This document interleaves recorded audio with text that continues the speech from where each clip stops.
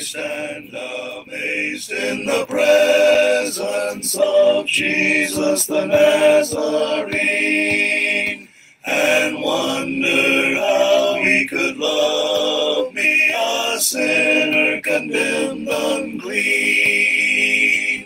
Oh, how marvelous, oh, how wonderful, and my song shall ever be. Oh, how marvelous, oh, how wonderful is my Savior's love for me. For me it was in the garden, he prayed, not my will but thine. He had no tears for his own griefs, but sweat drops of blood for mine. Oh, how marvelous, oh, how wonderful, and my song shall ever be. Oh, how marvelous, oh, how wonderful is my Savior's love for me. In pity angels beheld him, and came from the world of light to comfort him in the sorrows he bore for my soul that night. Oh, how marvelous, oh, how wonderful, and my song shall ever be. Oh, how marvelous, oh, how wonderful is my Savior's love for me. He took my sins and my sorrows, he made them his very own. He bore the burden to Calvary, and suffered and died alone. Oh, how marvelous, oh, how wonderful, and my song shall ever be. Oh, how marvelous, oh, how wonderful is my Savior's love for me. When with a ransomed in glory his face I at last shall see, 'twill be my joy through the ages to sing of his love for me. Oh, how marvelous, oh, how wonderful, and my song shall ever be. Oh, how marvelous, oh, how wonderful is my Savior's love for me. Whosoever heareth shall shout the sound, spread the blessed tidings all the world around. Tell the joyful news wherever man is found. Whosoever will may come. Whosoever will, send the proclamation over vale and hill. 'Tis a loving Father calls the wanderer home. Whosoever will may come. Whosoever cometh, need not delay. Now the door is open, enter while you may. Jesus is the truth, the only living way. Whosoever will may come. Whosoever will, send the proclamation over vale and hill. 'Tis the loving Father calls the wanderer home. Whosoever will may come. Whosoever will the promise secure. Whosoever will forever must endure. Whosoever will, 'tis life forevermore. Whosoever will may come.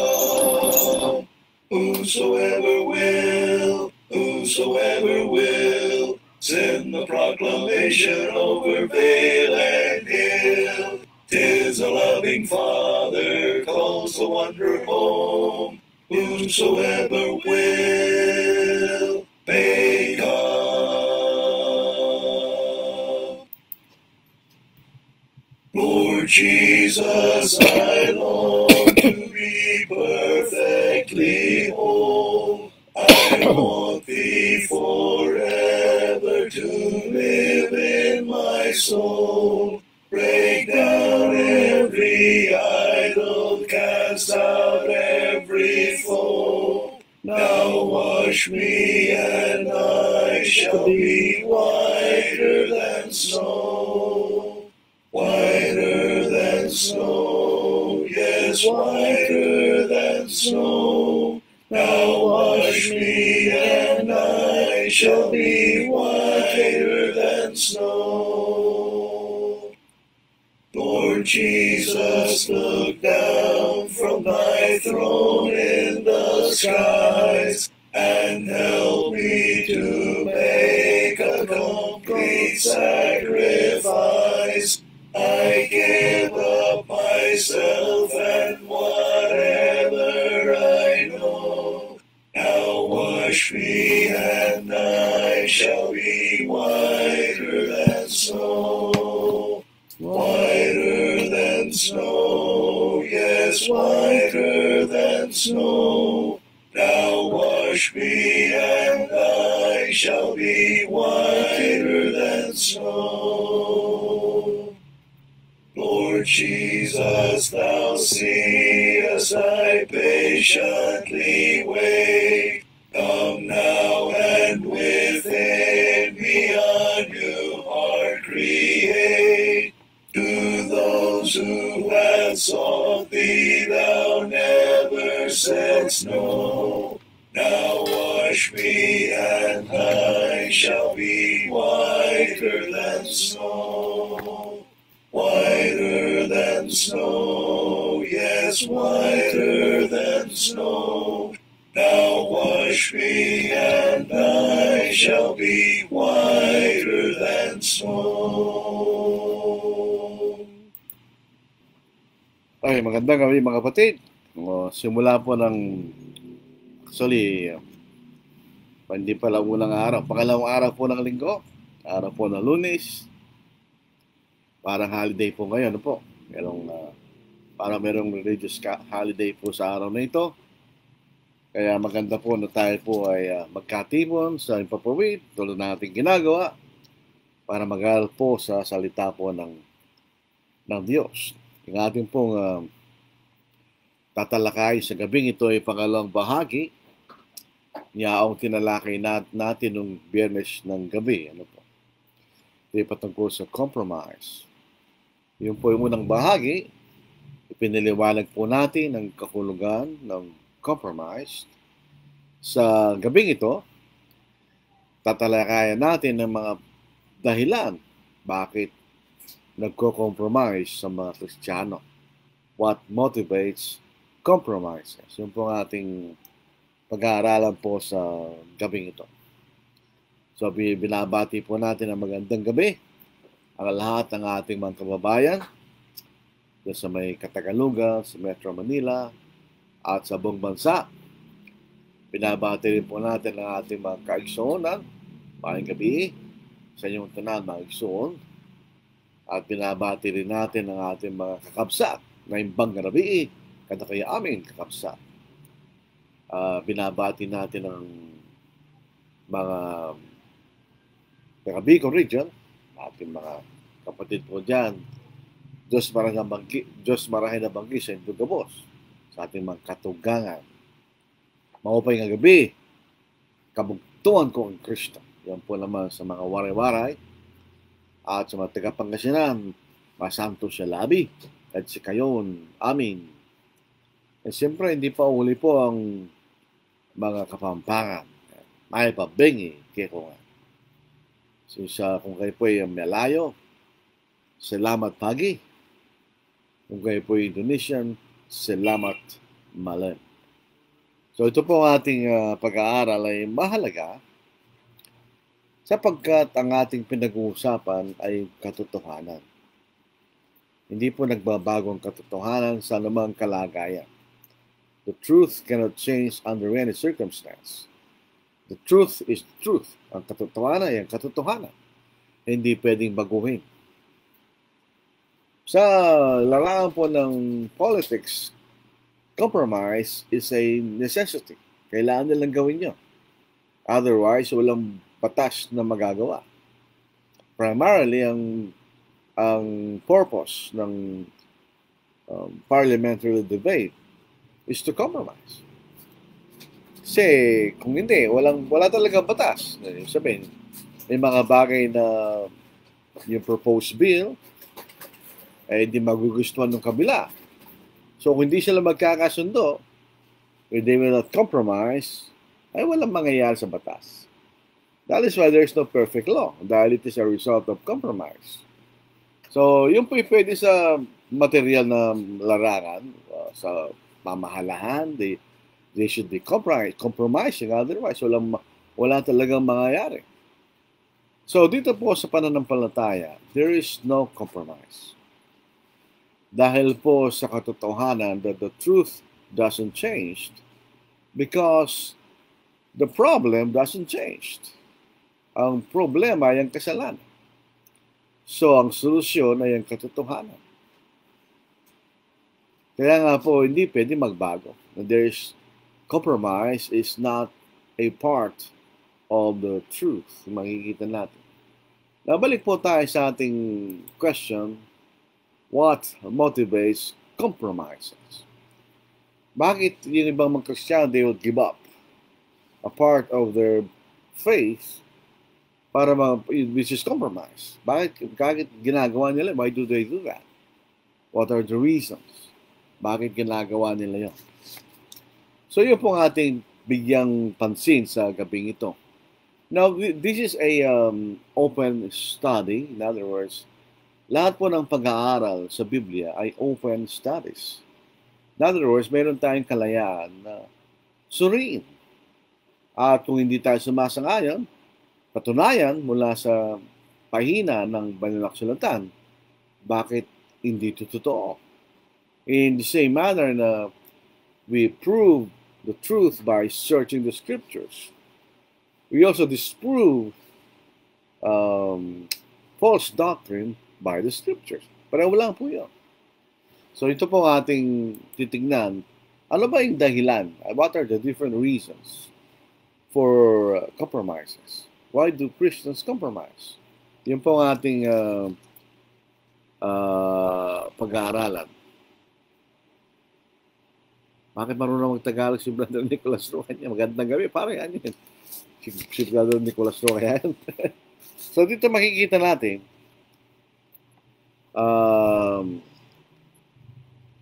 number one na reason ay they compromise approaches problems from selfish point of view. Dahil kung tayo po ay talagang tinitignan natin ang suliranin sa objektibong paraan, inihiwalay natin ang ating sarili. We will consider the basis kung bakit kung ano yung dahilan, why there is a conflict. Kasi when you compromise, there is a conflict. Meron difference. Na instead of compromising, pwede mong tignan from objective point of view, ano ba talagang katotohanan sa bagay na ito? But when you compromise, hindi mo ginagawa yun. You are not open-minded. Alam mo, ang isang dahilan dyan, a person desires approval but doesn't want to completely give up his own position. Yung isang nagko-compromise na kapatid, gusto niya na siya po ay tanggapin. Approval. But to do that, hindi mo sasabihin ang iyong posisyon doon sa conflict na yon. Di ba? Otherwise, if you state your position and it opposes the other side, there is no approval. Kaya minsan gusto nilang sila'y tanggapin. So in order to do that, kahit sila'y hindi sumasangayon doon sa conflict o doon sa issue na pinag-uusapan, hindi na sila kumikibo o hindi na sinasabi kailang posisyon kahit hindi nila yung ginigive up, yung pa rin ang paniniwala nila. Pero hindi sila magsasalita. So they could get approval. Yun ang makikita natin kasi sinasabi natin it is from selfish point of view. Ang tinitinag mo lang yung sarili mo. You desire approval. That's selfish. Papunta sa sarili mo yun. When we deal with conflict or differences, we are not seeing from our personal point of view. Tinitignan natin yan sa punto de vista kung ano yung totoo. Yun ang nararapa. But when you compromise, hindi gano'n. Hindi ka titindig. Although hindi mo ginigiba pang iyong pananampalataya, pero hindi mo rin ito ipaglalaban. So you could have approval. So ito po ay ito yung kalimit, ito rin po yung dahilan. Ayaw mo na ikaw ay matanggihan. You desire approval. So lahat po ng mga conflict, kaya nagkakaroon ng conflict at inaayos yan is from selfishness. People want to please themselves. Sabi siya, they do not want to please God. Kasi kung yun ang ating desire, hindi tayo magko-compromise. Tayo po ititindig sa katotohanan. But when you want to please yourself, wala nang katotohanan dyan. Hindi ka nalalaban yan. You tend to compromise. Hindi mo yung ma-i-impress yung dahilan. Kasi ang pag ikay tumitindig sa maninindigan, sa anumang paninindigan, piglalaban mo yan. Pag ginawa mo yan, then you will not be approved by the other side. Yun po ang irony pag ikay tumatayo sa katotohanan. You will not be approved. Titignan ka on the negative side. Laging, yun ang makikita natin. Tingnan po yun sa James chapter 4:1-8. Ano po? Saan nanggagaling yung, sabi nito, pag-aaway, sabi ng James. Where do wars and fights come from among you? Do they not come from your desires for pleasure that war in your members? And you lust and do not have. You murder and covet and cannot obtain. You fight and war, yet you do not have because you do not ask. You ask and do not receive because you ask amiss, that you may spend it in your pleasures. Adulterers and adulteresses, do you not know that friendship with the world is enmity with God? Whoever therefore wants to be a friend of the world makes himself an enemy of God. When you compromised, siyempre merong conflict yan eh. When there is a conflict, either both of you are wrong or one is right and the other is wrong. Because when you compromise, hindi lalabas yan.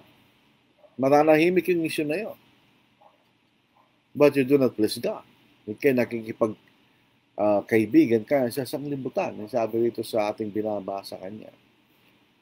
Or do you think that the scripture says in vain, the Spirit who dwells in us hears jealousy? But he gives more grace. Therefore it says, God resists the proud, excuse me, but gives grace to the humble. Therefore submit to God. When you submit to God, you do not compromise. Resist the devil and he will flee from you. So yun po, tignan nyo rito, yung mga sinasabi ni James, itong mga conflict na ito nga nagagaling from selfishness. Kung gusto natin ng pagmamahal sa Diyos, hindi mo tinitignan ang sarili mo. Tinitignan mo yung katotohanan na galing sa Diyos. So you do not compromise. So yun ang isang problema na bakit nagko-compromise yung iba. Because they always desire approval. If they want approval, siyempre hindi sila talakayan doon sa pag-uusap na may pagkakaiba. Yun ang isang dahilan, mga kapatid, kung bakit nagko-compromise dahil po sa ganung bagay. Tignan po yung pagpupunta tayo sa apostasy. Bakit ano ang dahilan? Bakit yung iba yung maalis sa totoo? Sa 2 Timothy chapter 3:1-5, makikita natin ang dahilan. But know this, that in the last days, perilous times will come, for men will be lovers of themselves, lovers of money, boasters, proud, blasphemers, disobedient to parents, unthankful, unholy, unloving, unforgiving, slanderers, without self-control, brutal, despisers of good, traitors, headstrong, haughty, lovers of pleasure rather than lovers of God, having a form of godliness, but denying its power. And from such people turn away. Pag tayo po nagko-compromise, we are lovers not of God. Kasi kung meron tayong pagmamahal sa Diyos, hindi tayo magko-compromise. So tingnan niyo yung characteristic ng ilan dito. Lovers of self, lovers of money, lovers of pleasures, but not lovers of God. So kung andun yung love of God, you will not compromise. Siyempre, ang katotohanan ng ating itatayo, why will you compromise? Number 2, ano dahilan? Material gain. There are those who are willing to compromise the truth to gain numbers, to increase contribution, or to have greater status in the eyes of men. Sabihin, yun ang, it's a gain, material gain, yung makikita natin. Meron mga tao, there are people, they are willing to teach whatever for money. Yun po yung na nating i-deny. Nasa Biblia po yun. They are willing to compromise for the same reason. Sabihin, meron kang material gain that you will gain in compromising. Dito sa 1 Timothy chapter 6 verse 3 hanggang verse 5. If anyone teaches otherwise and does not consent to wholesome words is the truth. Ayaw mong sumaayon sa katotohanan. Even the words of our Lord Jesus Christ. Yun ang wholesome words, makikita natin. And to the doctrine which accords with godliness. So yung aral po na may kaugnayan sa kabanalan. Is proud, knowing nothing, but is obsessed with disputes and arguments over words, from which come envy, strife, reviling, evil suspicions, useless wranglings of men of corrupt minds, and destitute of the truth, who suppose that godliness is a means of gain. For such, withdraw yourself. So, minsan, hindi ba nagko-compromise as a means of gain. Walang pagkakaiba yan sa politics. Sabi, they compromise as a means for gain. So, minsan sa pangangaral, ganun din. You compromise for material gain. For instance, isang form of compromise is to soften the gospel. Palambutin mo yung ebanghelyo. Hindi mo ito sasabihin sa talagang kaparaanan, may papakita mo yung katotohanan. Bali, watered down preaching. Isang pangangaral na walang masasaktan sa iyong pangangaral. That is impossible pag tinuturo mo yung totoo. Pag tinuturo mo yung totoo, there's the possibility na mayroong masasaktan. Dahil sinasabi sa Hebrews chapter 4, verse 12, ito yung characteristic ng salita ng Diyos. Ito yung matalas pa kanya sa talin na may dalawang taba. Yan ang makikita natin. So basahin po natin Hebrews chapter 4, verse 12, sapagkat ang salita ng Diyos ay buhay, mabisa at higit na matalas kaysa alinmang tabak na may dalawang talim at tumatagos hanggang sa pinaghihiwalayan ng kaluluwa at spirito na mga kasukasuan at ng utak sa buto at may kakayahang kumilala ng mga pag-iisip at mga hangarin ng puso. So, yun ang salita ng Diyos. So, kung ituturo natin ang katotohanan at merong conflict or differences, meron masasaktan doon. Pero if you compromise, wala. You soften the message para makakuha ng maraming kaanib. You soften the message. You compromise. O increase your contribution. O kuminsan just to gain support. You compromise. Hindi ka maninindigan sa katotohanan. Kung inaakala mo na yung pwede mong pagkuhanan ng yung pakinabang ay taliwa sa iyong paniniwala. So you compromise. You do not oppose. So yun po ay totoo po yan. It's true. Nangyari sa panahon ni Pablo. Nangyari sa panahon natin ngayon. So sabi nito ni Pablo, who suppose that godliness is a means of gain. Kumisan yung si Pablo, nung siya'y nagturo ng katotohanan, wala siya ng kakinabang dahil iniwanan niya ang kanyang dating relihiyon. Kung gusto mong hindi ganon, then you compromise for the reason of material gain. Makikita natin. Pangatlo, family ties, sa pamilya.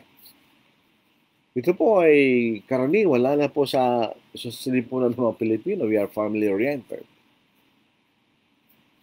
Ito ang dahilan bakit ang mga tao nananatili sa mga denominasyon. Because they will compromise. Sabi nila, if I changed, I will be condemning what my relatives believe in. Kasi kung ako'y sasama sa katotohanan kanya, para kung sinasabing mali ang aking mga kamag-anak, I will be condemning them sa kanilang paniniwala. So dito, ang compromise, mas masamahan nila ang kanilang mga kamag-anak kaysa sa Diyos. Pero sa Biblia, makikita po natin, hindi pwede yun. Kailangan nating mahalin ng Diyos kaysa sa ating mga kamag-anak, sa ating pamilya. Dito sa Matthew chapter 10, 34-38, do not think that I came to bring peace on earth. Kung pinag-uusapan natin yung physical peace sa lupa, ay hindi yun ang dahilan ng Panginoon. Dahil siya dala ng kaguluhan, hindi kapayapaan sa ganung dahilan. I did not come to bring peace but a sword. Ang sword, hindi siya nag-uugnay. Ang sword ay naghihiwalay. Pag tinlabak mo yung tao, kung ano man tinamaan ng tabak, maihiwalay sa katawan ng taong yun. For I have come to set a man against his father, a daughter against her mother, and a daughter-in-law against her mother-in-law. Ako, ang gawin pinag-iisipan ko ito, bakit walang son-in-law against his father-in-law? And a man's enemies will be those of his own household. He who loves father or mother more than me is not worthy of me. And he who loves son or daughter more than me is not worthy of me. And he who does not take his cross and follow after me is not worthy of me. Tingnan nyo, yung mga binanggit po rito ay mga malalapit na tao. Ito yung mga nanay, tatay, biyanang babae, is yung kanyang pamilya. Pagka binaligtad po natin yan, ayaw nating magbago, kahit nakita natin kung ano yung totoo, dahil ayaw nating magalit ang ating mga kamag-anak, then that's compromise, di ba? Kaya hindi sila lumalis kahit mali pa ang kailang pananampalataya. Dahil mas mahal nila kailang mga kamag-anak kaysa sa katotohanan. They compromise. Hindi sila susunod kung ano yung katotohanan. Pagka ganoon po, we cannot be Christ's disciple. Kasi kailangan tayong manindigan sa katotohanan. Mas kinakailangan nating bigyan ng mas kahalagahan, gawing pinakamahalaga ang Diyos. Dito sa Luke chapter 14 verse 26, so dahil sa ating mga pamilya, we compromise the truth, hindi tayo sumusunod sa katotohanan, o hindi natin tinuturing katotohanan. Sa Luke chapter 14 verse 26, if anyone comes to me and does not hate his father and mother, his wife and children, brothers and sisters, yes, and his own life also, he cannot be my disciple. So yun po ang dahilan kung minsan. Ang dahilan po why we compromise is because we love our families more than our love for God. Halimbawa, ilalagay po natin yan sa conflict of dispute over the truth, a controversy on an issue. Kung yung tatay may mangaral at ikay mangaral, kahit na hindi ka sumasakay sa kanya, pero dahil tatay mo siya, ay kayo hindi na lang kikibo. That's compromise.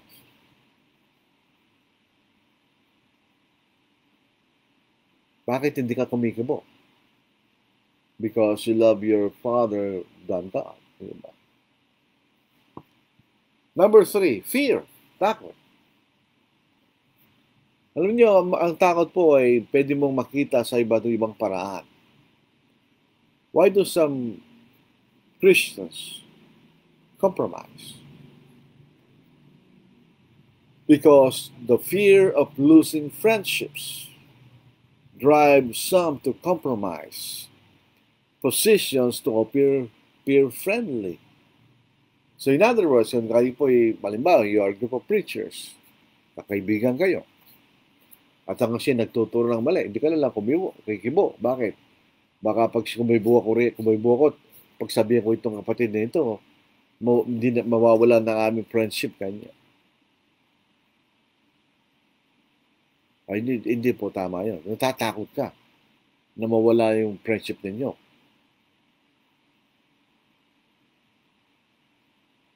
Pangalawa, fear of receiving a negative reaction.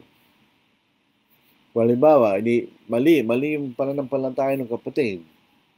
Pero natatakot ka baka magalit siya sa'yo. A negative reaction. Kumisyon, hindi ka nalang kumikibo. At hindi ka lalabanan yung mali. That is a compromised position.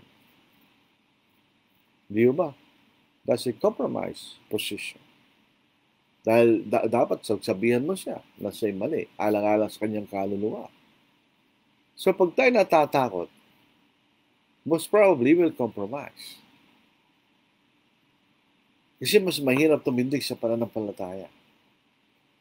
Isipin natin ang kalagayan ng mga apostles ng unang panahon when they stood for the truth and they taught that Christ resurrected from the dead. Yung mga Hudyo, pinahirapan sila.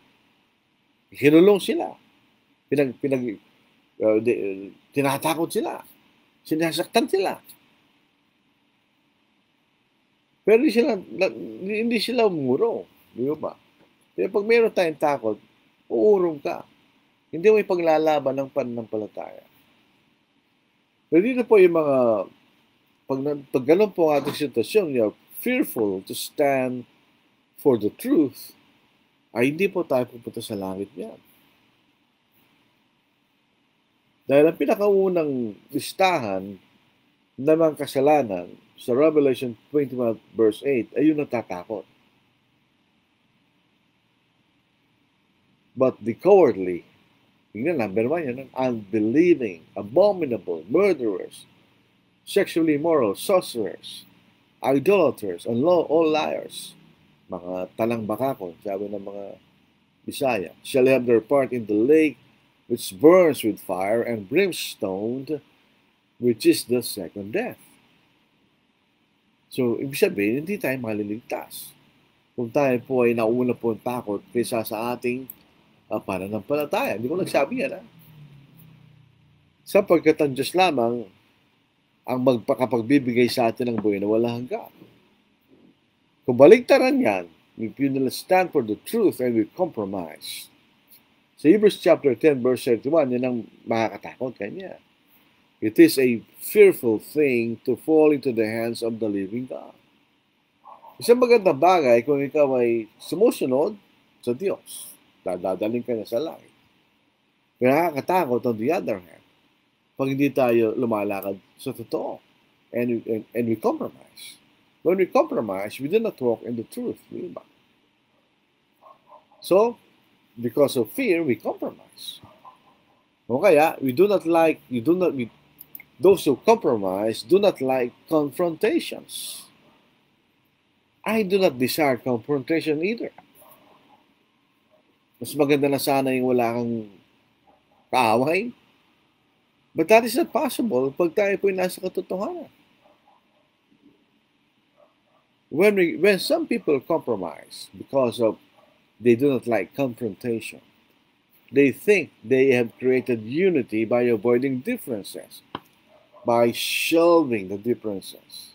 Shelving, tinatabi. They have created unity. So walang away, walang gulo. But that is an artificial unity. Hindi totoo yun. Unity is obtained by standing in the one truth. Pag tayong lahat ay sumasang-ayon at lumalakad, naniniwala sa isang katotohanan, that's the real unity. Pero huwag na lang natin pag-usapan yan para magkaroon na tayong pagkakaisa. That is not unity. That's compromise. It is an artificial unity. Tignan po ninyo. Yung ating mga nauna sa atin, our forefathers, did not avoid confrontation. Kung natatakot tayo, we fear confrontation because you stand for the truth. E paano yung ating Panginoon? Ang ating Panginoon, siya po'y pumunta sa isang lipunan na hindi sumasang-ayon sa Kanya. Siya ba'y lumayo sa confrontation? Hindi. Siya ay tumitindig sa totoo. Pag kayo tumitindig sa totoo, anong mangyayari? You will stir up people. Talagang magkakagulo. Kasi tumatindig sa totohanan. Dito po sa Luke chapter 23 verse 5, but they were the more fierce. Yung mga kaaway ng Panginoon, saying, stirs up the people, teaching throughout all Judea, beginning from Galilee to this place. Ganyan. Basahin po natin sa ating wika para makita natin yung stir up people ganyan, sa ating wika. Basahin natin sa verse 5. Subalit sila'y lalong nagpipilit na sinasabi, ginugulo niya ang sambayanan. At nagtuturo sa buong Judea, magbuhat sa Galilea hanggang sa dakong ito. Bakit ginugulo niya ang mga tao? Because he is teaching the truth against the prevailing faith ng panahon na yun. He did not compromise. Ang pinakamadali, if you fear confrontation, huwag kayo lang magsalita laban doon sa mga tao na hindi ka sumasang-ayon. Laban sa mga taong nagtuturo ng mali. Huwag ka lang magsalita. Paano si Apostle Paul? Si Apostle Paul, kahit saan siya pumunta, nagkakagulo. Naalala po niyo sa Efeso, sa Acts chapter 19, nung nasa ano sabi sa kanya, binabaligtad niya kanyang siyang libutan, ganyan. Stirring the word upside down, ganyan. Bakit gusto siyang patayin? Si Pablo, bakit kailangan siyang takas mula sa Damascus? Because he did not compromise. Tinuturo niya kung anong totoo. Tingnan po sa Acts 17 verse 6. But when they didn't find them, they dragged Jason and some brethren to the rulers of the city, crying out, those who have turned the world upside down, kanya, have come here too. Jason has harbored them, and these are all acting contrary to the decrees of Caesar, saying there is another king, Jesus. Ito sitwasyon na mas nakakatakot pa ito eh. Dahil ang kaawin nila yung emperor ng Rome. Sabi niya, binabaligtad niya kanya ang isang libutan. Ganyan. They have turned the world upside down. So they did not compromise. Tinuro nila kung walang totoo. O sa Old Testament, bumalik tayo. Si Elijah. Anong tawag sa kanya? He did not fear confrontation. Si Elijah. Sa 1 Kings chapter 18 verse 17, then it happened when Ahab saw Elijah that Ahab said to him, "Is that you, O troubler of Israel?" Ganyan. Anong tawag nila kay Elijah? Troubler of Israel. Tagagulo ng Israel. So pagka ayaw mo ng ganyan, kaya mo yung ating Panginoon, ang si Pablo at si Elijah, then you compromise. Pero sila, hindi sila nag-compromise. Jesus did not compromise. Paul did not compromise. Elijah did not compromise. Why should we compromise? Yun ang tanungan po na dapat nating isipin. Pero sabi nila, hindi ba sinasabi, we are supposed to love each other? So kung minamahal natin ang isa't isa, bakit kailangan pa natin pag-usapan ang ating mga pagkakaiba? Mahal naman natin ang isa, bayan lang natin yan. Paano masasabing minamahal mo ang kapatid mo, tapos pinag-uusapan nyo ng pagkakaiba nyo sa inyong pananampalataya? Hindi mo na, huwag na natin pag-usapan yan. Para wag na tayo magkagulo. Namahal natin ang sarili. Sa John chapter 13, 34, 35, ito pong talata. Totoo po, hindi naman tayo lumalaban sa talatang ito. Totoo naman ito. Isang bagong utos ang sa inyo'y ibinibigay ko. Kayo magmahalan sa isa't isa. Magandang salin ito, magmahalan.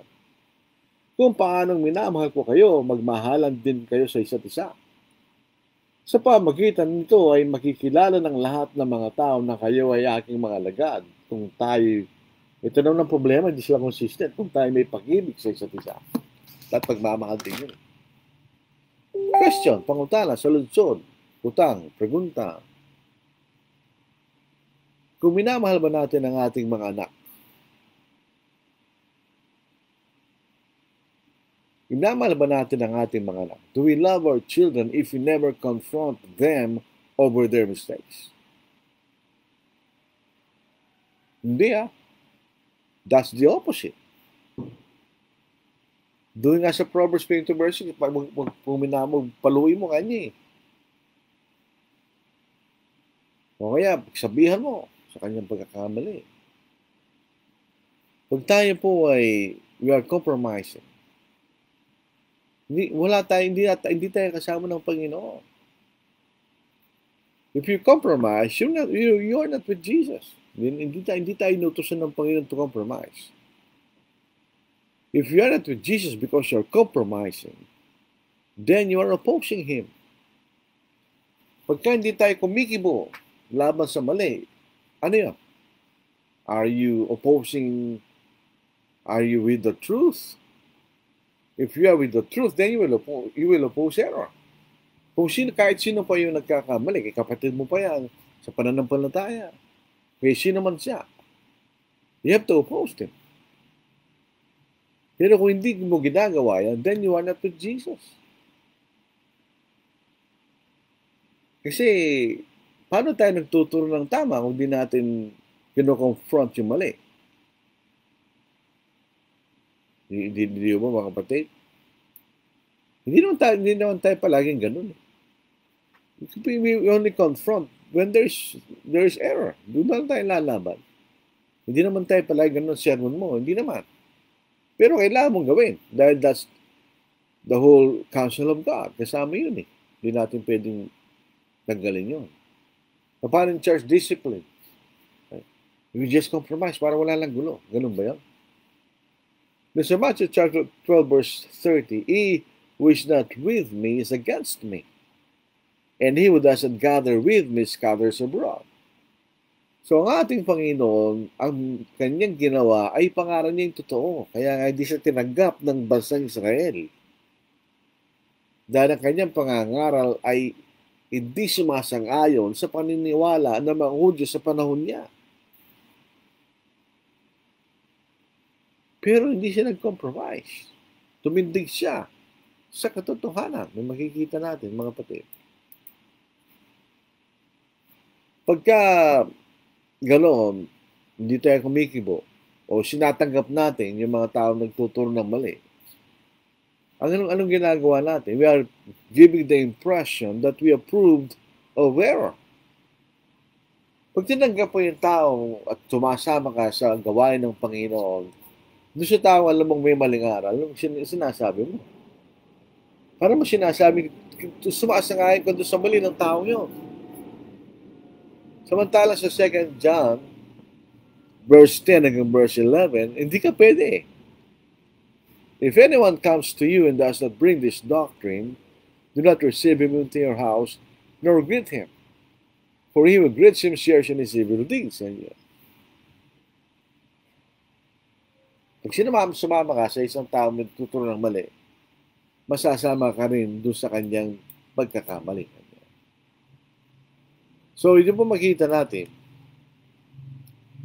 kapag kaya natin ng confrontation, huwag ka na lang huwag ka na lang mag-aral.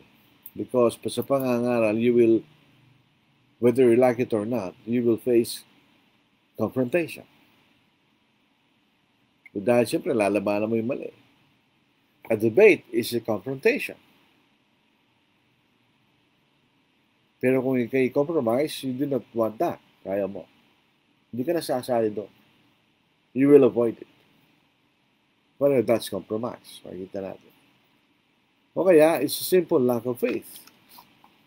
Sabihin, wala kang pananampalataya. Kasi, sabi siya nung wala kang pananampalataya,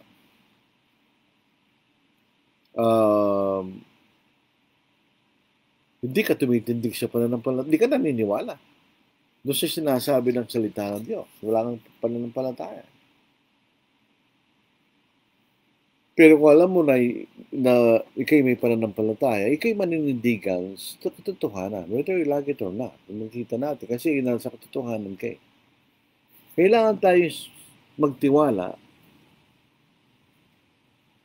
Nagtataka ko kay Nicholas Rowe kung siya ito eh. Kasi bakit nagtatagalog siya? Hindi naman Pilipino si Nicholas Rowe. Siya po ay isang Malaysian. Palagay ko hindi si Nicholas Rowe ito. I do not know. Pero hindi po pwede na marunong magtagalog yun. Ba't nagtatagalog siya dito? At nakukurious ako dito eh. Sabi niya, ako yung nasa Kota Kinabalu, kumakain ako kanya. Hindi naman magtagalog si Brother Nicholas Rowe. So whoever is dito kung nagsasabi nito, sino ito? Kung hindi to si Nicholas Rowe, tatanungin ko siya kasi kilala naman po natin siya. Bakit siya nagtatagalog? Hindi naman Google Translation ito eh. So, kung hindi po kayo si Nicholas Rowe, huwag kayo magpanggap na Nicholas Rowe. Kasi napagaling mag-Tagalog. I don't know. I have to ask him. So, makikita natin dito, kailangan tayo magtiwala sa paraan ng Diyos. Yung compromise is God's way, is man's way. Hindi gawain ng Diyos yun. Pero, kailangan tayo magtiwala sa paraan ng Diyos. Kung sinabi ng Diyos, contend for the faith once and for delivered to the saints, kailangan natin gawin yun. Sa Isaiah chapter 55, 8-10, itong sabi ng Panginoon, for my thoughts are not your thoughts, nor are your ways my ways, says the Lord. For as the heavens are higher than the earth, so are my ways higher than your ways, and my thoughts than your thoughts. For as the rain comes down and the snow from heaven, and do not return there, but water the earth, and make it bring forth and bud, that it give seed to the sower and bread to the eater, so shall my word be that goes from my mouth. Ganyan. So ano man salitang lumalabas sa bibig ng Diyos, ay gagawin niyang layunin kung bakit yun dito sinabi ng Diyos. Dahil sa, it shall not return to me void. It shall accomplish what I please, and it shall prosper in the thing for which I send it. Kaya kailangan tayong magtiwala sa Diyos dahil ang salita niya ay totoo at magagawa niya ang layunin ng kanyang salita. So, kailangan meron tayong pananampalataya. We need to have faith. If you have faith, you will not compromise. Yun ang totoo, kapatid. Kung tayo naniniwala sa salita ng Diyos at merong tuturo ng maling aral, you will not compromise. So Hebrews chapter 11 verse 6, but without faith, it is impossible. Teka, balik tayo dun sa, before I forget, babalik tayo dun sa, Jesus, Paul, at saka si Elijah. Ano kaya ang paraan ng pagsasalita nila? No? Kasi ibig sabihin may nagsasalita. Kasi yung paraan ng pagsasalita ko kasi. Paano nga nagsasalita yung Panginoon? Paano nga nangangaral si Pablo? Paano nangangaral si Elijah? Alam niyo, wala naman sa parang na pagsasalitain. Sabi nga ng kasabihan, however you skin a cat, kahit pa anong paraan na alis yung balat ng pusa, hindi magugusya ng pusa yon. Kasi pala, pagtuturo ng katotohanan, kay unti-unti mo yan, darating pa rin kayo sa punto, kapag hindi sumasangay yung tao, hindi pa rin siya sasang-ayon. Hindi ako naniniwala dun sa, daan-daanan mo yan. Oo, pwede mong gawin yan, pero kung talaga ay maniwala ng tao, daan-daanan mo pa yan. Hindi siya maniniwala. Hindi kasi yun ang kapangyarihan ng salita ng Diyos eh. Ang kapangyarihan salita ng Diyos, nasa mismong salita ng Diyos. Sa Hebrews 11 verses, but without faith, it's impossible to please Him.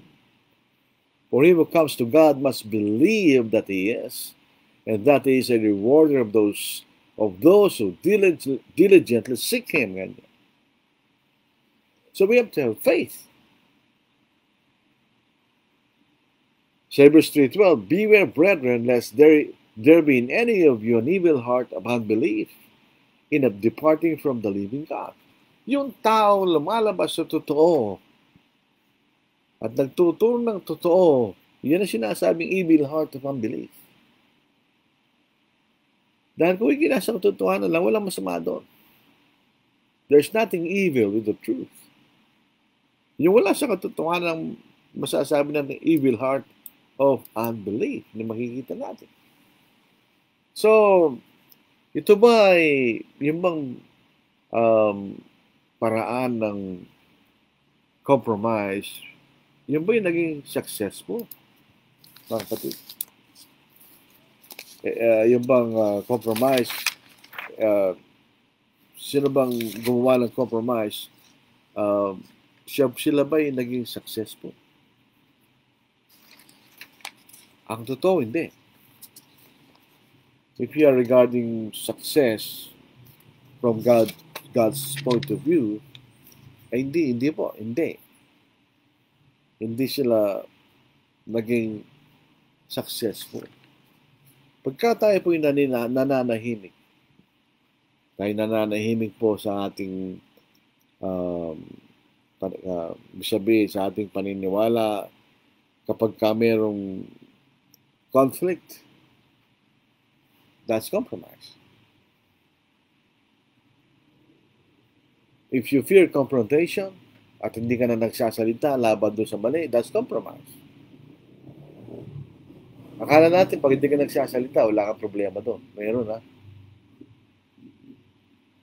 Kapag tayo po ay Kristiyano, hindi mo tinatago yung totoo. Sabi nga ni Jeremiah, para ito kanya apoy sa aking buto. Kanya. Hindi mo matitiis yun. Kailangan mo sabihin. Dahil yan ang totoo. Lalo na kung may pagkakataon na there's a controversy regarding an aspect of the truth. Tapos hindi ka nagsasalita, hindi ka kumikibo. You are aiding the enemy. You are aiding the error. Pagka ganon. You are forfeiting. You are losing by forfeiting. Hindi mo nilalabanan. Wala pa ako nakita nagtagumpay. Sabi nila, iba kasi yung paraan mo eh. Kanya. Alam mo, mas meron ko magandang paraan. Kanya. Yung nagsabi nun, hindi mo na siya nagtagumpay. Hindi rin na napabago yung nagtuturo ng mali. So, ano yung problema doon? Yung parahan? Ang may problema doon, yung tuturo ng mali. Hindi yung tao naggawawas yun ng mali. Kung meron pong issue, hindi yung walang kasalanan, yung naniniwala na tumitindig sa totoo. Sino may kasalanan? Yung umalis sa katotohanan. During the controversial Church Benevolence, in the 1960s, etc., biniblame nila yung mga conservative na kapatid na sila ang gumawa ng kagulo. Hindi yung umalis sa totoo, ang gumagawa ng kaguluhan. Hindi yung nananatili sa totoo. Sila sabing kaya sila nanggugulo dahil nagsasalita sila ng totoo. Kaya nanggugulo raw sila. Hindi, ang nanggugulo yung umalis sa totohanan. Yun ang gugulo. Hindi yung nasa katotohanan. Huwag nating pagalitan yung tumitindig sa totoo. Pagalitan natin yung hindi tumitindig sa totoo. Ang problema, baliktad eh. Ang pinapagalitan natin ng ating kinikriticize ay yung tumitindig sa totoo. Do we criticize Apostle Paul for standing for the truth? Do we criticize Jesus Christ? Sila yung tumitindig sa totoo. Walang problema yung tumitindig sa totoo. Ang may problema, yung gumagawa ng kaguluhan na yung umaalis sa totoo. Napakasimple lang po niya. If you're accused of preaching error, anong gagawin mo? You prove that the accuser is wrong by proving from the scriptures. Yun lang paraan. You not compromise. O kaya, you will rally yung mga kapatid sa side mo na mali ka. Hindi rin yun. Natandaan natin, gaharap tayo sa Diyos. At ang magiging basihan ng Diyos ay kung tayo tumindig at ipinagtanggol ang katotohanan. Yun ang makikita natin. So, meron bang magtagumpay sa compromise? Wala po mga kapatid. Wala. Tingnan niyo, si Reuben. Si Reuben, siya pong panganay ng mga anak ni Jacob. So, siya yung panganay. So, siyempre, siya yung panganay, isang leader ng kanyang mga kapatid. Nagkaroon po ng jealousy o envy laban kay Joseph, yung kanyang 10 kapatid. Wala pa si Benjamin noon. Yung 10 kapatid. Ang kanilang pinlano, papatayin siya. So, anong dapat gawin? Ang dapat gawin doon, pigilan mo sila na huwag siyang patayin. At sabihin mo sa tatay mo, ang aking mga kapatid, plano patayin si Joseph. Yun ang tama. Babasahin natin kung anong ginawa.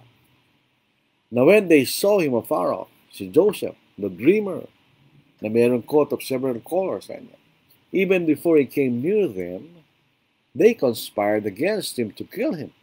Yung siya, hindi kasama si Joseph actually, si Reuben. Then they said to one another, look, this dreamer is coming. Verse 21. But Reuben heard it and delivered him out of their hands and said, let us not kill him. Yun ang tama, di ba? And Reuben said to them, shed no blood, but cast him into the spit, which is in the wilderness, and do not lay a hand on him. Hindi tama yun. Just compromise. Hindi magagata ang kapatid niya sa kanya. That they might deliver him out of their hands and bring him back to his father. Hindi nangyari yun eh. Dahil may naman dumating ng mga Ismailita, pinagbili nila si Joseph at nakarating sa Egypto. So, anong dapat ginawa ni Reuben? Immediately, dinala niya si Joseph sa kanyang ama. Pero anong epekto no? Magagalit ang kanyang 9 kapatid.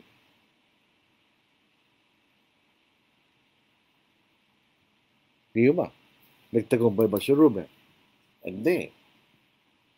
Hindi nga siya sumangayon na patayin si Joseph. Pero siya sumangayon sa isang mas hindi seryosong paraan. Pero hindi rin na tama. Lagay natin sa isang hukay kanya. Hindi rin yan tama. Ang tama, dinala niya kagad si Joseph dahil siya yung panganay sa kanilang ama at sinumbong niya ang kanyang mga kapatid. Yun ang tama. para maiwasan ang anumang masamang mangyayari. Ang problema, hindi man na-control, nilagay na sa ukay, hindi na niya na-control dahil pinagbili ng kanyang mga kapatid sa mga Ismailita, si Joseph. Na ito'y kinalungkot ng kanilang ama at nagsinungaling pa sila, nilagyan ng dugo ng hayop yung coat ni Joseph, pinakita sa kanilang magulang, at si Jacob, akala patay na si Joseph. Ito yung sitwasyon ni J.W. McGerby. Yung nabanggit natin noong nakaraang Biyernes. Na sa kanyang kaisipan, kung kukumprontahin ko itong mga nagtuturo na pwedeng gumamit ng panugtog, walang mangyayari doon. So gagawin ko kanya, hindi ko sila kukumprontahin, pero mag-aaral ko sa kanila, mag-aaral din ako sa hindi gumagamit ng panugtog, baka sakali magkaroon ng pagkakaisa. Hindi nangyari yun eh. It did not succeed. Si Solomon. Si Solomon po ay napakaraming asawa. 700 princess, 300 concubines. Napakarami niyang asawa. At meron siyang mga asawa na hindi mga Hudyo. Dito po sa bahagi po ng Banal na Aksulatan, po dito sa 1 Kings chapter 11 verses 1 to 8. But King Solomon loved many foreign women, as well as the daughter of Pharaoh, women of the Moabites, Ammonites, Edomites, Sidonians, and Hittites, from the nations of whom the Lord had said to the children of Israel, "You shall not intermarry with them, nor they with you. Surely they will turn away your hearts after their gods." Pero si Solomon, mahal niya itong mga asawa niya, so he compromised. Sabi rito, Solomon clung to this decent love and had 700 wives, princesses, and 300 concubines. Yung pong concubines, hindi po kabit yun. Yun yung mga asawa na mas mababang rango. And his wives turned away his heart. So tingnan nyo, yung concubines, princess's wife, ay mga asawa niya. For it was so, when Solomon was old, that his wives turned his heart after other gods. And his heart was not loyal to the Lord his God, as was the heart of the father David. For Solomon went after Ashtoreth, the goddess of the Sidonians, and after Milcom, the abomination of the Ammonites. Solomon did evil in the sight of the Lord. Bakit?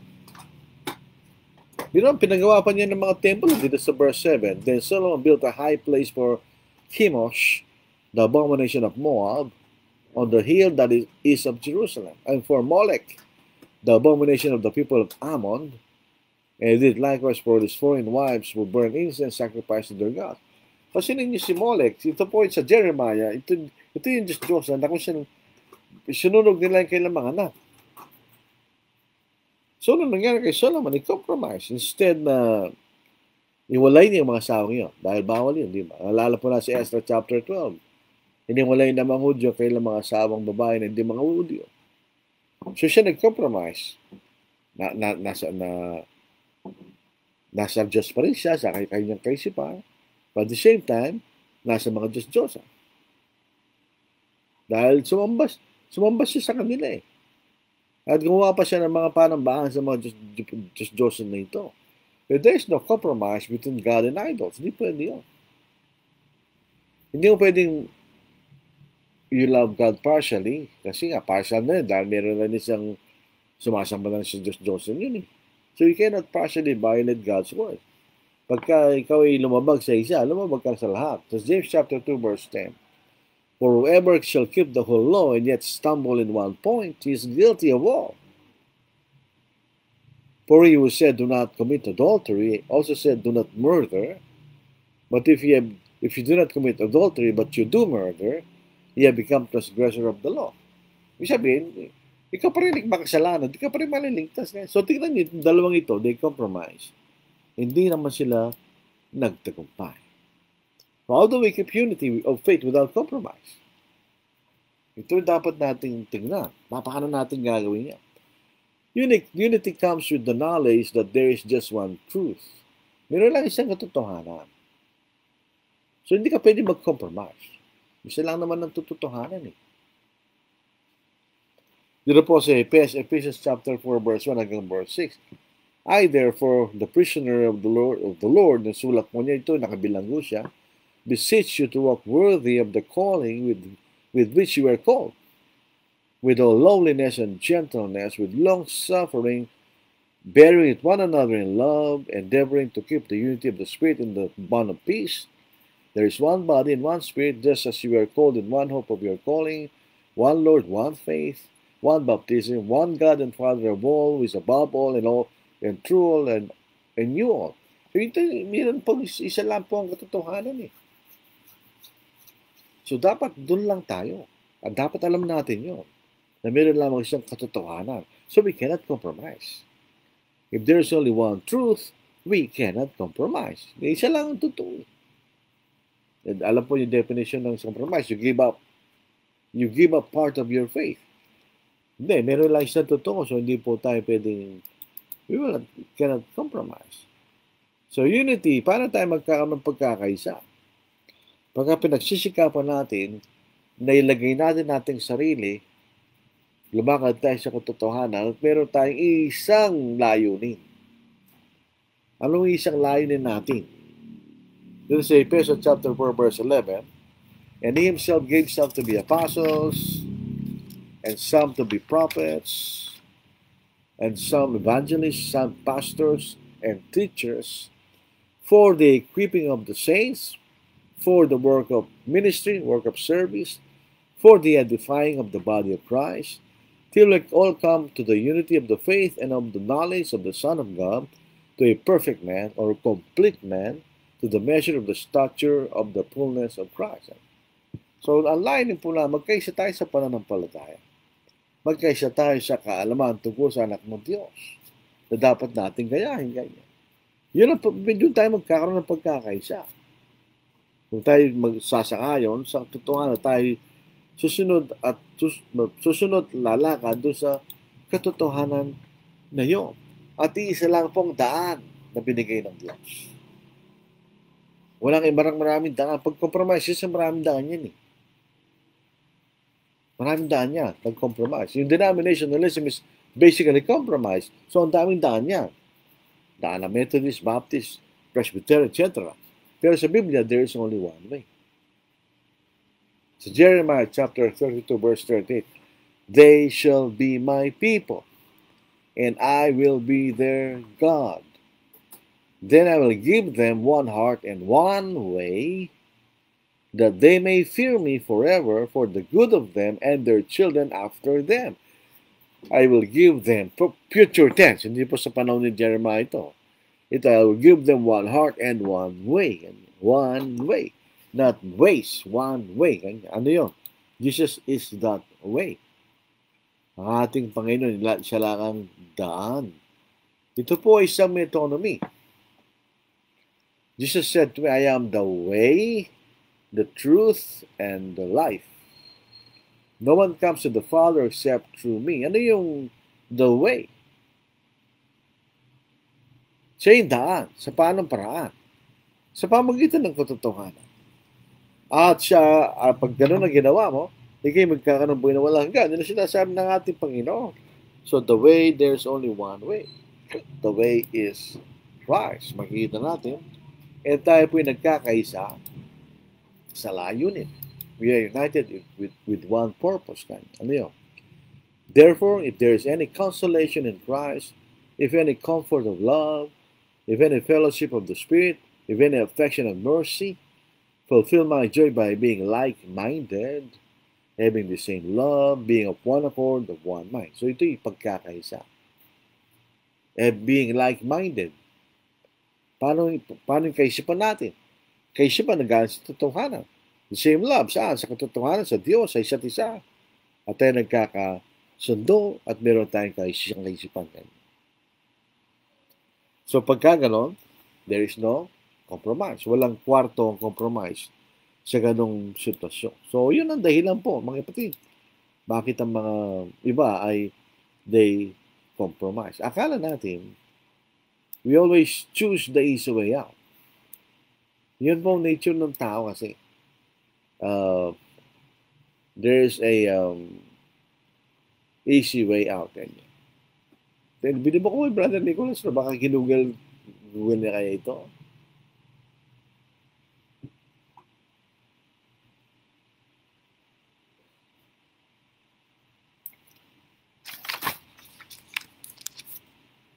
In-edit yun kanina eh.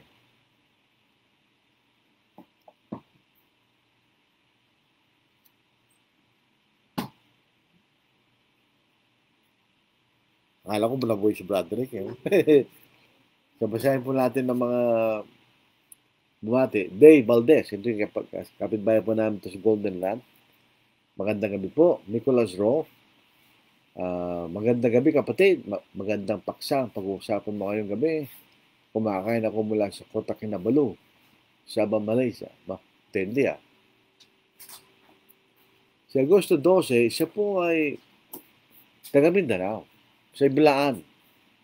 Ito po yung mga kapatid na meron silang letter F sa language nila. Hindi ko alam, meron silang letter F. Sabi niya, Fie Kifu. Kanya. Fie Kifu. Good evening in Blaan. Actually, hindi naman direct yung language po yan. In Southern Mindanao po kanya. Edna Delfino Villamayor, gandang gabi po. Yung Bautista na Imbang Arabi, Ilocano po yung gandang gabi kanya. Nicholas Rowe, typo error, po yung manin po, walang problema po. Sabi ni Jim Bautista, very good Tagalog or Filipino dialect. Baka po inanin niya, Google siguro. Haba rito, ito ginawa.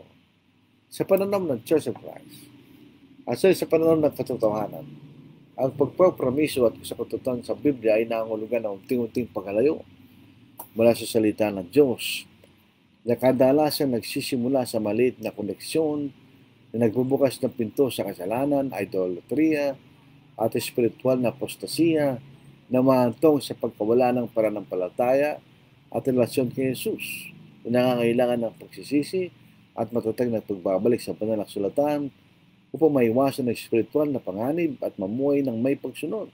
Ang kompromiso ay nakikita bilang isang seryosong isyong espiritual na iba sa pagsasakal sa mga kagustuhan at maaari ito masira ang mga mananampalataya at ang komunidad kung di matutugunan. Ang ganda ng Tagalog, ano?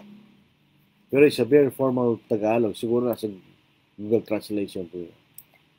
Jomar Den Ancheta Bumaltao. Good evening, brethren, watching from Conner, Apayao. Layo po na. Nakarating na po ako dyan sa Apayao. Ibanya Senior Sani. Good evening, brethren, Christ Jesus.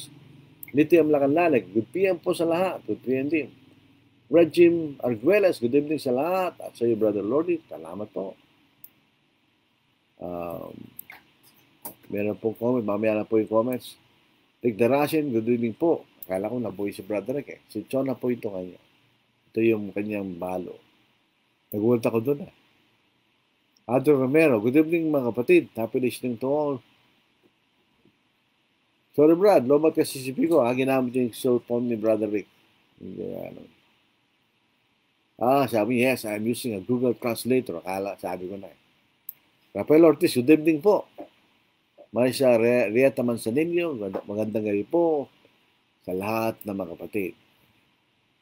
Basahin na po natin yung mga binasa na po natin kanina yung ni Brother Nicholas Rowe. Dito naman si Brother John Bautista. Kaya tanging lunas na sa kompromiso ay taus-pusong pagsisisi at matatag na pagbabalik sa otoridad ng banal na kasulatan sapagkat ang katotohanan ay hindi kailanman maaaring kompromiso nang hindi sinisira ang pananampalataya at ang iglesia. Amen. 100% po yan. Totoo yan. Yan ang binhi ng pagkasira. Sabi ni Jim Bautista, nagulat ako si Sister Chon, nakala ko si Brother Rick ang nag-comment. Ako rin eh. Sabi rito, si Brother Nicholas Rowe, ang kompromiso, habang tinutugunan natin ito ay nangulugang pagpapasakop sa isang bagay maliban sa Diyos. Amen. Ito ang pinakapundasyon kung bakit ito mali. Alalahanin ng pari sa Joshua 24:15. Piliin sa araw ito kung sino ang paglilingkuran. Amen. Nagiging doble ang ating pag-iisip sa Santiago chapter 4 Correct, ang pagiging doble ang pag-iisip ay nangangahulugang kawalan ng katiyakan tungkol sa katotohanan ng isang bagay, ang pag-aalinlangan. Ininiraw ni Bullinger ang salitang dalawang kaluluwa na siyang literal na kahulugan ng salitang Grego. Matatagpuan lamang sa Santiago, chapter 1 verse 8, chapter 4 verse 8. Ito ay pagsisikap na maglingkod sa dalawang Panginoon na maabot ang isang kompromiso na nagbibigay kasiyahan sa pareho. Para nila, win-win solution. Ang problema hindi ay sa mga espiritual na bagay, hindi ito gagana. Matthew 6:24, Romans 6 chapter 16-18. Galatians chapter 1 verse 10, sapagkat hindi kahit ko ba ngayon ang mga tao ang Diyos o ang mga tao mga aking hinahanap na bigyan kasiyahan, sapagkat kung ako pa rin ay nagbibigay kasiyahan sa mga tao, ay hindi ako magiging alipin ni Kristo. Kadalasan ng taong doble ang pag-iisip ay hindi nasisiyahan, siya'y nagtutulungan at alam niya may isang bagay na hindi tama. Baka nagtutulungan. Kaya naman ang buhay niya ay miserable, magulo at walang katiyakan at walang tiyak desisyon. Amen. Agosto 12. Pangutana. Question.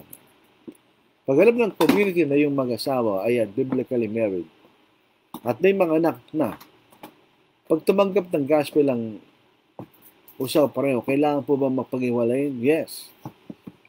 Sa Tagalog, yung kanyang diretsong Tagalog, kapag alam ng komunidad ng dalawang nagsasama ay hindi mag-asawa ayon sa Biblia at may mga anak na, kapag ka ba narinig ng Ebanghelyo at sila'y sumampalataya, kailangan ba sila maghiwalay? Yes.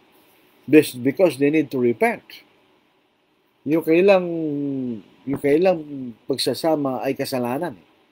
Dahil hindi sila biblically married. Hindi sila mag-asawa sa kalooban ng Diyos. So, they are not married in God's sight. They are living in fornication. So, when they obey the gospel, they need to repent. Before you baptize them, they need to separate.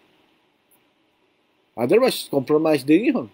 Hindi rin tatanggapin ng Diyos ang kanilang bautismo. Useless lang po yung bautismo nila. Sabi rito, ang biblically married, hindi nga sila married doon eh. Dahil may siyang dating asawa. Yun po ang problema doon.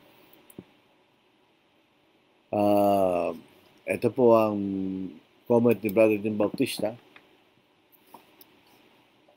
Ang pagtanggap ng Ebanghelyo hindi nagbibigay ng pahintulot na ipagpatuloy isang relasyong malinaw na labag sa anak ni Kristo. Totoo yun. Ang tunay na pagsisisi laging may kalakip na pagtigil sa kasalanan kahit ito'y mahirap at masakit. Ang biyaya ng Diyos ay nagtuturo sa atin na tumalikod sa kasamaan, hindi upang manatili rito. Titus chapter 2, 11 and 12. Tama yun. Alalahanin po natin sa Ezra chapter 10 or chapter 12. Ang bansang Israel na bumalik sa Canaan, sabi na may isa pa tayong kasalanan na tayo nag-asawa ng mga babaeng taga-ibang bayan. Ngayon, meron pag-asa tungkol sa bagay na ito. Ano yun? Hiniwalay nila. Hiniwalay nila yung mga asawa nila na hindi na taga-ibang bayan kahit may mga anak pa sila. Bakit gusto nilang tumayo na tama sa harapan ng Diyos? Siya po, Reggie Margueles. Natanong ko po sa 24147, hindi po ba at may pagkain sila sa pagtitipon? Tanong ko po ito regarding, hindi. So, yung tandaan natin, hindi yung kailang pagkain doon, basahin po natin, ay hindi sila nagkakatipon. Sila sa bahay-bahay. In other words, separate sila. Halimbawa, yung isang tao nakikain doon sa isang tahanan, yung isang tao nandun sa isang tahanan. So, yung panilang physical na pagkain, hindi sila sama-sama. At hindi yung bahagi ng pagsamba. Hinalalawan lang dito, yung talatang sinasabi mo, kung anong ginagawa nila. Number 1, sila yung ginagawa nila mga bagay na spiritual sa templo. Yun sa verse 46. At araw-araw habang sila yung magkakasama sa templo, ginagawa nila doon. Spiritual, pag-aaral, pag-aawitan, etc. At sila nagputol-putol ang tinapay sa bahay-bahay. Yung putol-putol ang tinapay rito, doon na ng pagkain. Tandaan po natin, breaking of bread Yung expression na yan means eating. Sa literal na kahulugan. Ginamit lang po yan sa Lord's Supper dahil may bahagi na kumakain tayo sa tinapay. So dito sa context nito, hindi po ito Lord's Supper. Ito po ay pagkain. Pero ito ginagawa, hindi sila nagkakaisa sa templo bilang isang kapulungan, pero iwawalay sila sa iba't ibang bahay kanya. At nagsalo-salo na may galak at tapantapos. Siyempre, yung mga pumunta sa isang bahay, nagkasalo-salo sila. Pwede pagsambayo. Yun ay pagkain lang. In other words, kung halimbawa, sa modernong context, nagkaroon tayo ng party, inibita mo yung kapatid, hindi nagsalo-salo kayo sa pagkain, pero hindi kayo sumasamba. Yun po ang paliwalag po doon. Marami salamat po sa mga amin ng Brother Nicholas Rowe. Meron pa siya sinabi, stand fast in the faith. 1 Corinthians 16 verse, thank you. That's amen. Amen. So maraming salamat po sa inyong mga comments, sa inyong mga pagbati. Someday you'll stand at the bar on high. Someday your record you'll sing. Someday you'll answer the question of life. What will your answer be? What will it be? What will it be? Where will you spend your eternity?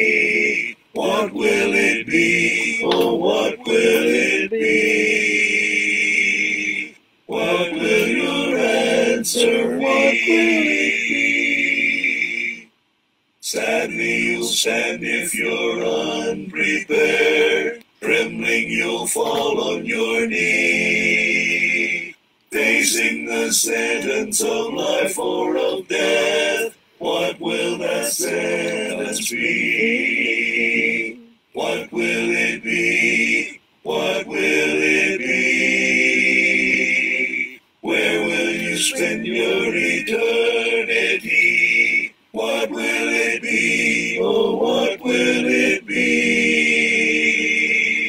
What will your answer be? Now is the time to prepare, my friend. Make your soul spotless and free. Washed in the blood of the crucified one, He will your answer be. What will it be? What will it be? Where will you spend your eternity? What will it be? Oh, what will it be? What will your answer be? What will it be?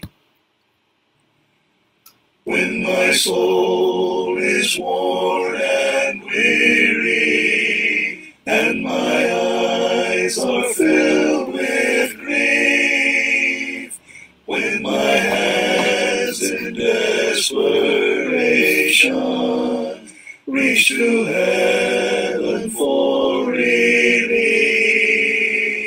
hear my cry now, Heavenly Father. You have known my every pain. You have seen all my sorrow. Hear my cry once again.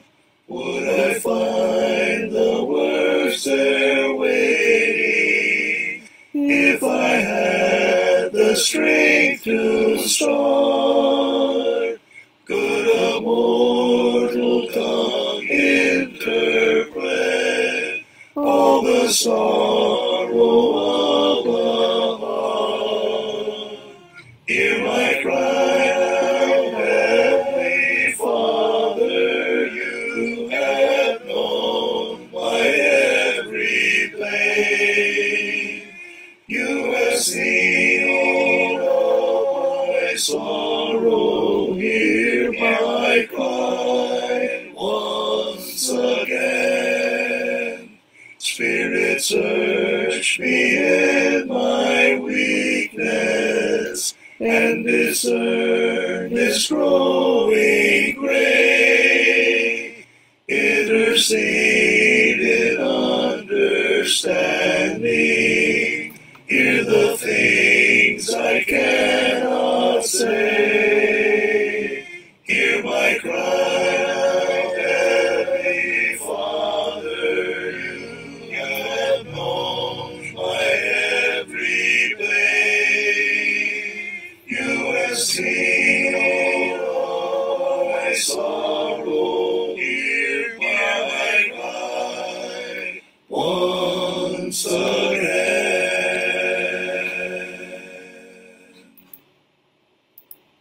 I am thinking today of the beautiful land I shall reach when the sun goeth down.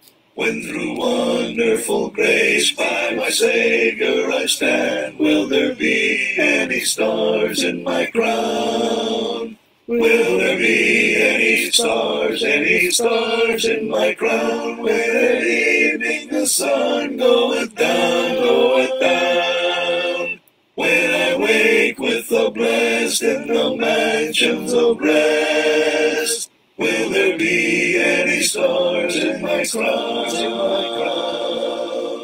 In the strength of the Lord, let me labor and pray. Let me watch as a winner of souls, that bright stars may be mine in the glorious day, when His praise like the sea billow rolls.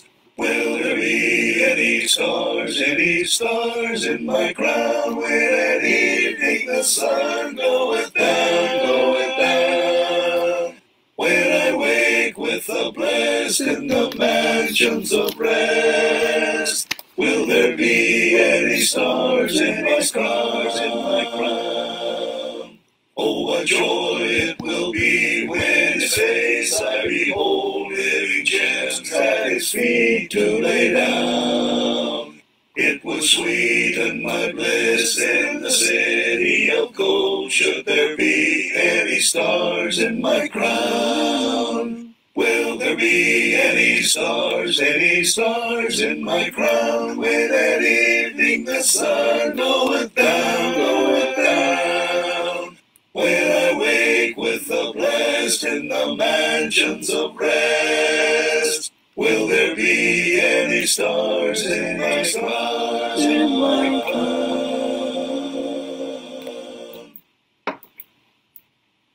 Maraming salamat mga kapatid.